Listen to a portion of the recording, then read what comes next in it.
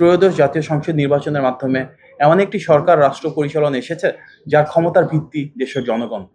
আমরা বিশ্বাস করি এই বাংলাদেশকে যদি সামনের দিকে এগিয়ে নিয়ে যেতে হয় তাহলে জনগণের যে আকাঙ্ক্ষা, জনগণের যে প্রত্যাশা সেটিকে ধারণ করেই কিন্তু রাষ্ট্র পরিচালনা করতে হবে। মাননীয় প্রধানমন্ত্রী জনাব তারেক রহমান নির্বাচনের পরে গত প্রায় 2.5 মাস ধরে নির্বাচনী ইশতেহারের প্রতিটি ধারাকে ধরে ধরে যে কমিটমেন্টগুলো রয়েছে সেগুলো ফুলফিল করা শুরু করেছেন, যেটি নজিরবিহীন, অভূতপূর্ব।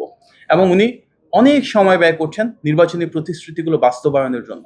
আমরা দেখেছি আজকে ডিসি কনফারেন্স চলছে গত কয়েকদিন ধরে, সেখানেও কিন্তু আমাদের জেলা প্রশাসক যারা রয়েছেন মাঠ পর্যায়ের, ওনাদের সাথে আলাপ আলোচনা করা হচ্ছে কিভাবে সরকারের নীতিমালাগুলো বাস্তবায়ন করা হবে।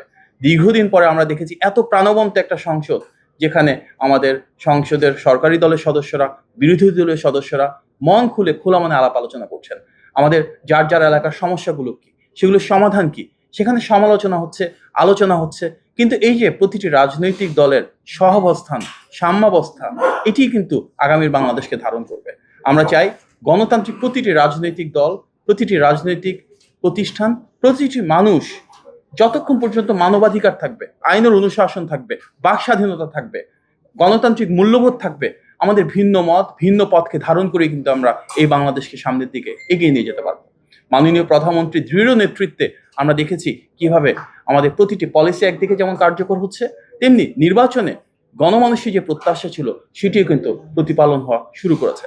দেশের আইন শৃঙ্খলা পরিস্থিতি যথেষ্ট স্থিতিশীল রয়েছে, মানুষের ভাগ্যের পরিবর্তন হচ্ছে, স্বাস্থ্য, শিক্ষা, কৃষি, অবকাঠামো প্রতিটি ক্ষেত্রে কিন্তু প্রতিশ্রুতি অনুযায়ী কার্যকর সমাধান হয়েছে, মানুষের ভাগ্যের পরিবর্তন হচ্ছে। আগামীর যে বাংলাদেশ আমরা প্রত্যাশা করি সেখানে আমরা চাই পারস্পরিক সৌহার্দ্য থাকবে, সহাবস্থান থাকবে, এমন রাজনীতি, এমনভাবে দেশটাকে বিনির্মাণ করা যেখানে অপপ্রচার থাকবে না। অপপ্রচার কিন্তু অপরাজনীতি, সেটা কোনো রাজনৈতিক কৌশল হওয়া উচিত না। আমরা চাই যা কিছু সত্য, যা কিছু সঠিক, যা কিছু ন্যায্য, যা কিছু ন্যায়সঙ্গত, সেটা পক্ষে আমরা সবাই মিলে একসাথে অবস্থান নিই। আমাদের জাতীয় সংসদের প্রথম অধিবেশনে যেটা দেখেছি, সেই যে সৌহার্দ্য এবং পারস্পরিক সম্প্রীতি, এই যে সহাবস্থান, এটি হোক আগামীর বাংলাদেশের পথ চলা। ইতিমধ্যে জ্বালানি ক্ষেত্রে আমরা দেখেছি ইনিশিয়াল স্টেজে কিছু ক্রাইসিস ছিল, কিন্তু কিভাবে গভর্নমেন্ট দেশি বিদেশি স্টেক হোল্ডারদের সাথে আলোচনা করেছে, ইন্টারন্যাশনাল বার্গেনিং, নেগোসিয়েশন করেছে, অল্টারনেটিভ সোর্সিং করেছে, এবং আজকে কিন্তু আমরা অন্যান্য দেশের তুলনায় জ্বালানির ক্ষেত্রে যথেষ্ট ভালো অবস্থায় রয়েছে।